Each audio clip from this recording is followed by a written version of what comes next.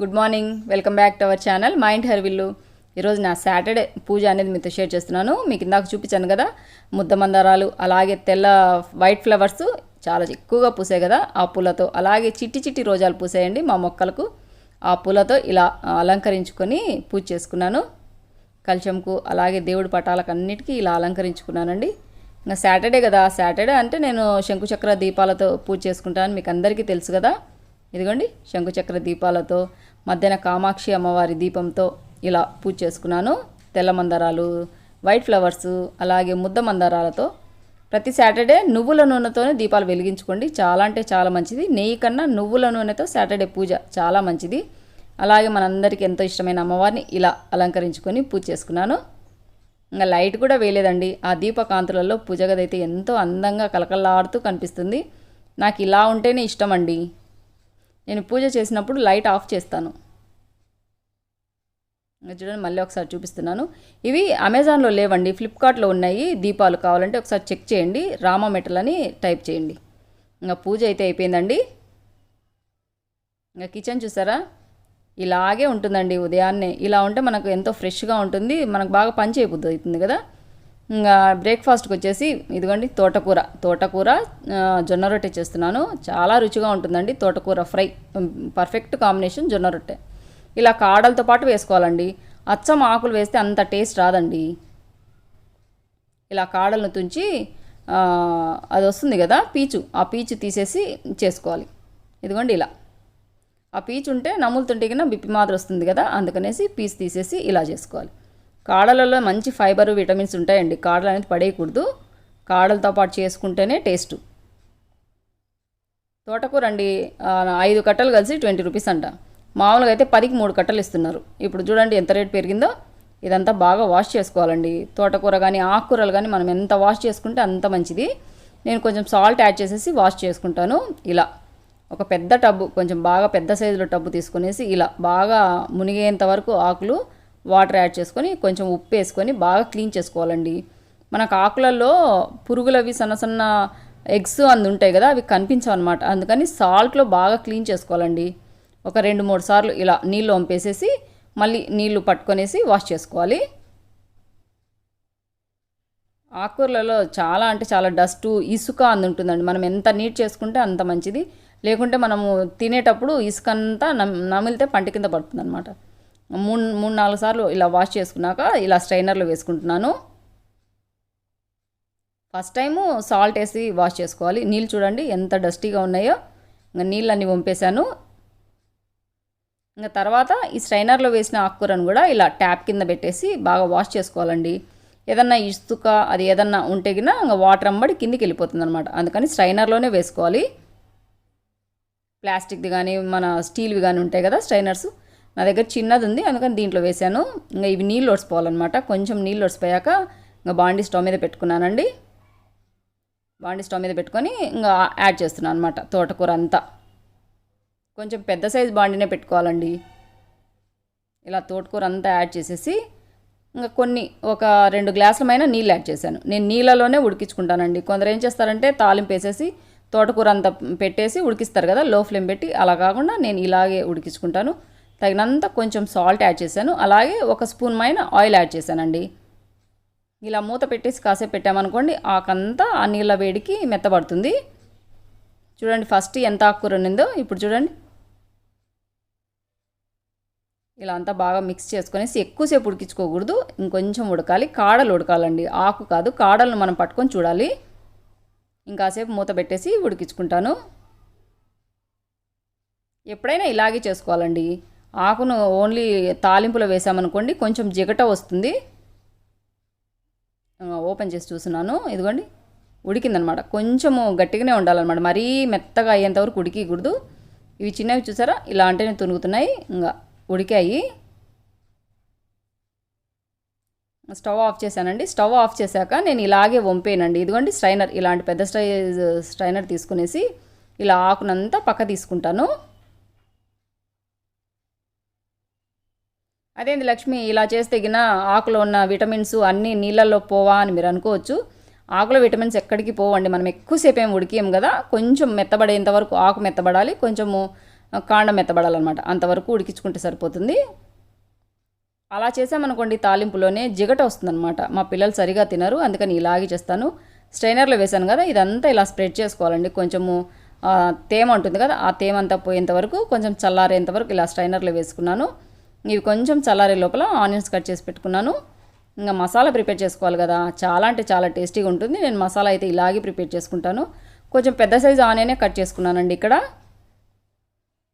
ఇంకా మసాలా కోసం ఇలాంటి జార్ తీసుకున్నాను. ఇది జార్ గురించి కూడా మీరు చాలామంది అడిగారండి. వండర్ చెఫ్ బుల్లెట్ జార్ అనండి టైప్ చేయండి, అమెజాన్లో దొరుకుతుంది. కొన్ని వెల్లుల్లి రెబ్బలు ఎక్కువ తీసుకున్నాను, కొన్ని వేయించిన బుడపప్పులు అండి, వేయించిన పల్లీలు. మరీ ఎక్కువ వేసుకోకూడదు, 2 పిరికెళ్ళు కూడా వేయలేదండి నేను. ఎక్కువ వేసామనుకోండి పల్లీలు ఆకుకంతా అంటుకుంటుంది అనమాట, చూసుకొని కొంచెం వేసుకోవాలి. ఇది వచ్చేసి కొబ్బరి పొడి అండి. మీ దగ్గర ఎండు కొబ్బరి ముక్కలున్నా వేసుకోవచ్చు, నా దగ్గర ఆల్రెడీ కొబ్బరి పొడి చేసి పెట్టాను. ఈ కొబ్బరి పొడి కూడా యాడ్ చేస్తున్నాను. ఇంకా మసాలా అంతా ఇందులోనే వేసుకోవాలండి. మనం సపరేట్గా ఆకుకూరలో ఏమీ యాడ్ చేయాల్సిన అవసరం లేకుండా మొత్తం మసాలా అంతా ఇందులోనే వేసుకోవాలి. ఇంకా ఆకుకూరకు తగినంత కారం అండి, మీరు ఎంత ఇష్టపడతారో అంత కారం యాడ్ చేసుకోవచ్చు.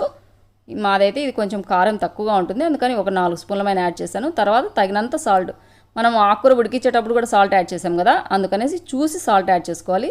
ఇదంతా మిక్సీకి వేసుకోవాలి. ఇదిగోండి మిక్సీకి పట్టుకున్నాను. ఇది అంతా మనం మామూలుగా బుడ్డల పొడి అంటుంటాం కదా, మనం ఇడ్లీలోకి దోశలలోకి లేకుంటే ఉప్మాలోకి వాడుతుంటాం కదా, సేమ్ అదేనండి. మరీ మెత్తగా కాకుండా కొంచెం పలుకులు, కొబ్బరి పలుకులు అక్కడక్కడ, పల్లీలు అందుకు కనిపిస్తున్నట్టుగా ఇలా మిక్సీకి వేసుకోవాలి. ఇంకా మసాలా రెడీ అయిపోయింది. అక్కడ ఆకుకూర కూడా చల్లారిపోయింది కదా, ఇంకా బాండీ స్టవ్ మీద పెట్టుకున్నాను. అదే బాండీనే పెట్టుకున్నానండి, ఇందాక ఉడికిచ్చాను కదా తోటకూర. దీంట్లోనే కొంచెం ఆయిల్ యాడ్ చేస్తున్నాను. మామూలుగా కొంచెం ఎక్కువే వేసుకోవచ్చండి ఆయిల్. నేనైతే 2-3 స్పూన్లమైన వేసాను, చిన్న స్పూన్లు. ఇంకా తర్వాత కొంచెం జీలకర్ర యాడ్ చేశాను, తర్వాత ఆనియన్స్ యాడ్ చేస్తున్నాను. ఈ విధంగా ఒకసారి ట్రై చేయండి, చాలా రుచిగా ఉంటుంది. పొడి పొడిగా ఉంటుంది అనమాట ఆకుకూర, లేకుంటే ముద్దగా అవుతుంది కదా మనం ఎప్పుడైనా ఆకుకూర చేస్తే. అలా కాకుండా ఇలా చేశారనుకోండి పొడి పొడిగా ఉంటుంది. ఇంకా తగినంత పసుపు యాడ్ చేశాను. ఇవి మరీ మెత్తగా కాకుండా మరీ రెడ్ కలర్ రాకుండా ఇలా ఫ్రై అయ్యాక ఆకుకూర అంతా యాడ్ చేసుకోవాలి. ఎంత స్ట్రైనర్లో వేసినా కొంచెం తేమ అనేది ఉంటుంది కదా ఆకుకూరలో, ఆ తేమ అంతా పోయేంత వరకు కాసేపు లో ఫ్లేమ్ పెట్టుకునేసి ఇలా కలుపుకుంటూ, నేను స్టీల్ బాండి పెట్టుకున్నాను కదా, అడుగు మారుతుంది అనమాట, అందుకని అప్పుడప్పుడు ఇలా కలుపుకుంటూ ఒక 2 నిమిషాల పాటు ఇలాగే ఫ్రై చేసుకోవాలి. చూడండి బాగా కలిసిపోయింది. చూడండి ఎంత పొడి పొడిగా ఉందో. మనం ఆయిల్ యాడ్ చేయడం వల్ల కూడా పొడి పొడిగా ఉంటుందండి. మనం వాటర్లో ఉడకపెట్టేటప్పుడు ఆయిల్ వేసాం కదా, అందువల్ల కూడా పొడి పొడిగా ఉంటుంది. ఇంక ఇప్పుడు ముందుగా వేయించి పెట్టుకున్నాం కదా, మిక్సీకి వేసి పెట్టుకున్నాం కదా, మసాలా అంతా ఇలా చల్లుకుంటున్నాను. పల్లీలు కొబ్బరి అందేసాం కదా, కొంచెం ఎక్కువే అవుతుంది, ఇలాగే ఉండాలన్నమాట. ఇదంతా వేసాక బాగా మిక్స్ చేసుకోవాలి. అంతేనండి, చాలా సింపుల్. చూసారా, చాలా రుచిగా ఉంటుంది. ఆరోగ్యానికి కూడా తోటకూర కానీ ఆకుకూరలు చాలా మంచిది కదా.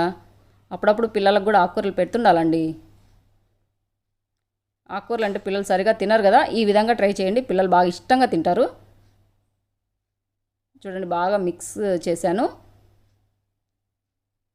మూత పెట్టేసి ఒక 2 నిమిషాల పాటు ఆ మసాలా అంతా ఆకుకు పట్టుకునేంత వరకు అలా పెట్టేశాక చూడండి ఎంతో టేస్టీగా ఉండే తోటకూర ఫ్రై రెడీ అయిపోయింది.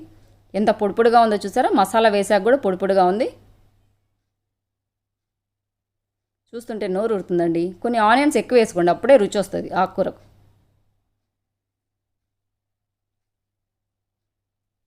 ఆకులుగా ఇలా బాగుంది కదా. లో ఫ్లేమ్ పెట్టుకునేసి ఇలా మిక్స్ చేసుకుంటూ ఒక 2 నిమిషాల పాటు అలాగే ఉడికించుకోవాలి. ఆకుకూర అయితే రెడీ అయిపోయిందండి. ఇంకా మూత పెట్టేసి ఇంకా పక్క తీసుకునేసి జొన్న రొట్టె కోసము వాటర్ పెట్టుకుంటున్నాను. మీలో చాలామంది అడుగుతున్నారండి జొన్న రొట్టె చేసి చూపి అక్క అని, అందుకని ఈ వీడియోలో షేర్ చేస్తున్నాను. జొన్న రొట్టె కోసం ఓన్లీ జొన్నపిండి అండి. మీరు చాలామంది అంటున్నారు, నేను అప్పుడప్పుడు రొట్టెలు చూపించేటప్పుడు జొన్నపిండిలో బియ్యం పిండి కలిపావు కదా అక్క అని. లేదండి, ఓన్లీ నార్మల్ ఇవి రాయచూరు జొన్నలు అంటారనమాట మా సైడు, అందుకని రాయచూరు జొన్నలలో చాలా రకాలు ఉంటాయి కదా, హైబ్రిడ్ జొన్నలు ఉంటాయి, ఇంకా వేరే రకాల జొన్నలు ఉంటాయి కదా. ఇవైతే రాయచూరు జొన్నలతో చేసిన పిండి అండి. ఓన్లీ రాయచూరు జొన్నలతో చేసిన పిండి, బియ్యం పిండి అది ఏమీ యాడ్ చేయలేదు. ఇంకా తగినంత పిండి యాడ్ చేసుకున్నాను. ఆల్రెడీ ఉప్పు వేసే మిషన్కి వేయించాను కనుక ఉప్పు కూడా యాడ్ చేయలేదు. ఇంకా బాగా ఉడికిన నీళ్ళలోనే అండి, బాగా మరిగిన నీళ్ళలోనే యాడ్ చేసుకోవాలన్నమాట. కొన్ని కొన్ని నీళ్ళు యాడ్ చేస్తూ రొట్టె పిండిని ముద్దగా చేసుకోవాలి. మరీ ఎక్కువగా నీళ్ళు పోయకూడదండి. ఇలా ఒక స్పూన్ తీసుకొనేసి కొన్ని కొన్ని నీళ్ళు పోసుకుంటూ ముద్దగా చేసుకోవాలన్నమాట. ఇదిగోండి పొడి పొడిగానే ఉంది కదా, కొంచెం నీళ్ళు తక్కువ అయినా పర్లేదు. మరీ అంత ముద్ద అయ్యేంత వరకు వేడి నీళ్ళు వాడాల్సిన అవసరం లేదు. తర్వాత నార్మల్ వాటర్ ఇలా చిలకరించుకునేసి ముద్దగా చేసుకోవాలి. సింపుల్ అండి. జొన్న రొట్టె ఇలా చేసుకోండి, ఎవరైనా చేయొచ్చు, రాని వాళ్ళైనా చేసుకోవచ్చు.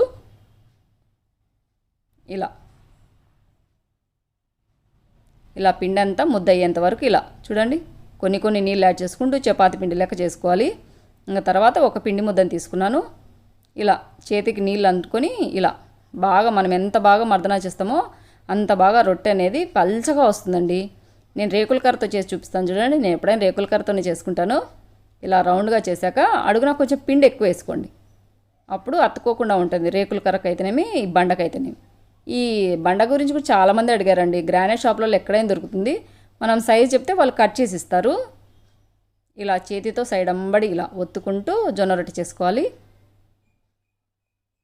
మా అక్క మా అమ్మ అయితే అస్సలు రేకుల కర్ర వాడరండి, చేత్తోనే. ఇప్పుడు నేను తడుతున్నాను కదా, అలాగే తడుతూ పెద్దగా చేస్తారు.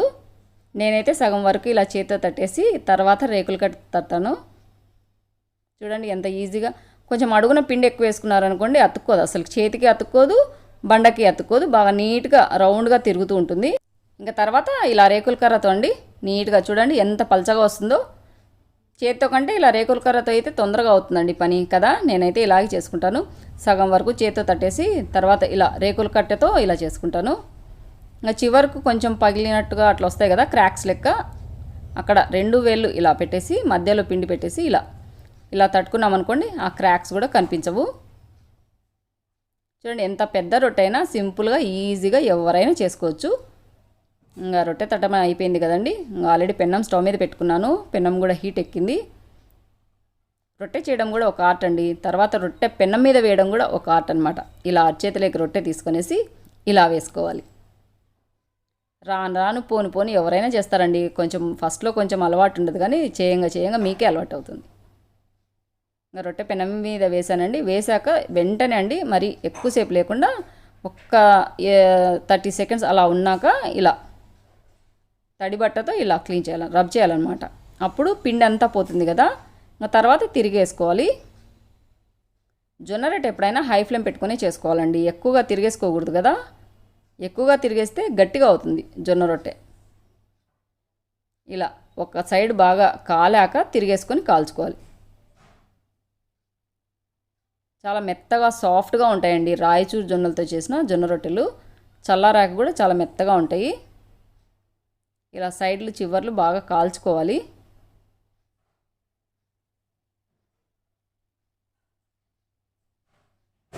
ఇదిగోండి 2 సైడ్లు బాగా కాలింది. మా జొన్న రొట్టె అయితే రెడీ అయిపోయింది.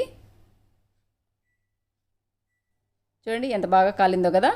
ఇంకా జొన్న రొట్టెలు అన్నీ చేసేసాను. కర్రీ ఆల్రెడీ రెడీ అయిపోయింది కదా. చూసారు కదండి నా మార్నింగ్ బ్రేక్ఫాస్ట్ రొట్టెను. చాలా టేస్టీగా ఉంటుంది. తోటకూర ఫ్రై ఇలా చేసుకోండి. నేనైతే నీళ్ళు అనేది పూర్తిగా వంపేస్తానండి. కొంతమంది నీళ్ళు వంపకుండా అదే వాటర్లోనే నీళ్ళన్నీ ఇంకిపోయేటట్టుగా చేస్తారు కదా, అది కొంచెం జిగట వస్తుందండి. మా పిల్లలు అంతగా తినరనమాట. ఇలా చేసామనుకోండి బాగా పొడి పొడిగా ఉంటుంది, టేస్ట్ కూడా బాగుంటుంది. నేను ఎలాంటి ధనియాల పొడి అది ఏం యాడ్ చేయలేదు కదా.